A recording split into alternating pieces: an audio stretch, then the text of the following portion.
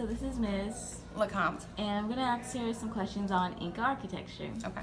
So the first question is, do you think the Incas contributed to common structures we see today in the world?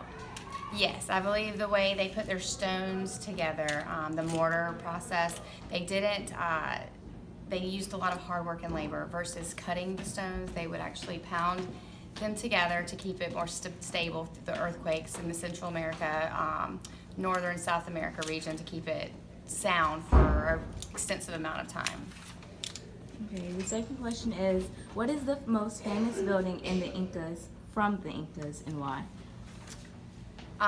Probably Machu Picchu, because it's withstood the test of time throughout the exploration, European exploration, the demise of many of the Native Americans that were here before Europeans came, and it's still present today. People visit it on a regular basis, and it goes back to the strength of the Incans and the power and the stuff they put into building it as a sustainable structure.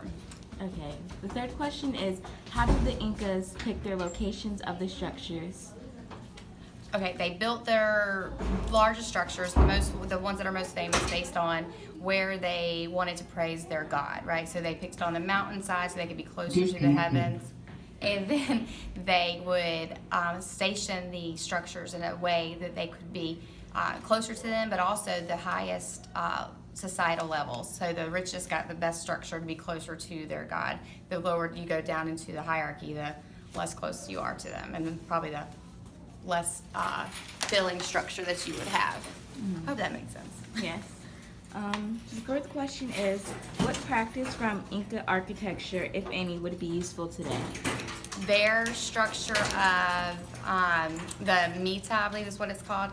It's the way that they had they selected individual males to come in and help build their structure. So they had, like, I believe it was like 60 to 70 days they worked on the building or whatever they were working on, and then in return the government or the leaders would feed their families for the rest of the year. So I think that's something that we could use today. You work for your debt, right? Mm-hmm.